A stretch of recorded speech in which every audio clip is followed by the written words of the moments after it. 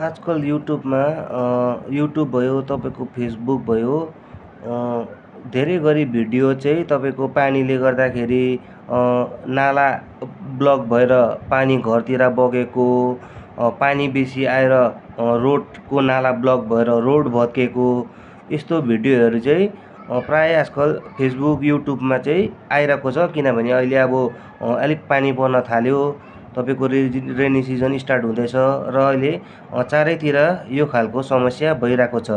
र म हजुरहरूलाई चाहिँ यति नै भन्न चाहन्छु, हजुरहरूले चाहिँ जब पनि एउटा घरको निर्माण गर्नुहुन्छ त्यतिखेर चाहिँ आफ्नो घरको छेउमा नाला छ छैन त्यो हेर्दा पनि त्यसमा चाहिँ कुनै प्रकारको एउटा पक्का बनाउँछु बादमा मेरो घरलाई प्रब्लम हुन्छ भन्ने चाहिँ सोच्नु हुँदैन।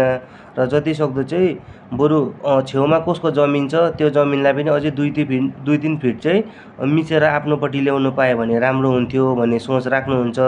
र जब रेनी सिजनमा पानी बेसी पर्छ, तपाईँको हाँगा बिगाले गर्दाखेरि नालाहरू ब्लक हुन्छ र प्राय तपाईँको जब पहिल्यै सरकारले भनिसकेको छ कि प्लास्टिक चाहिँ युज गर्नु हुँदैन, यसले चाहिँ तपाईँको धेरै कुरामा प्रब्लम गर्छ भन्दाखेरि तपाईँ त्यो कुरालाई चाहिँ फलो गर्नु हुँदैन। तपाईँ कहीँ जाँदाखेरि पनि हातमा एउटा झोला लिएर जानु तपाईँलाई शरम लाग्छ। जति पाए दोकानेसँगै तपाईँले प्लास्टिक मागेर ल्याउनुहुन्छ र जब त्यो प्लास्टिक घरमा ल्याएपछि 1 दिन 2 दिन राख्नुहुन्छ र अलिकति फाटेपछि त्यसलाई तपाईँले जतापाबी फ्याँकिदिनुहुन्छ र त्यही प्लास्टिक चाहिँ गएर तपाईँको नाला ब्लक गर्छ। र नाला ब्लक भएपछि चाहिँ हजुरहरूले अब मेरो घरको छेउको नाला ब्लक भयो, सफा गर्नुपर्छ नत्र मेरो घरलाई तान्छ भन्ने सोच त राख्नु हुँदैन।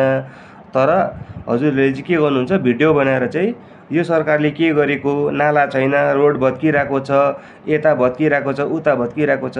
अरे हजुरहरूले चाहिँ सरकार चाहिँ के हजुरको घरको छेउको नाला बनाउनु लागि बनाएको हो? यदि होइन भने चाहिँ हजुरहरूले चाहिँ जति सक्दो आफ्नो गाउँले छिमेकी जति पनि छ र आफ्नो एरियामा कुनै पनि नाला भयो, तपाईँको पानीको कुनै पनि सोर्सहरू भयो जसले चाहिँ तपाईँहरूलाई बादमा गएर प्रब्लम हुन्छ भने चाहिँ यो चाहिँ पहिला गाउँले मिलेर अथवा पञ्चायतसँग कुरा राखेर पञ्चायतलाई केही हेल्प मागेर चाहिँ हजुरहरूले नै गर्नु पर्यो नि त।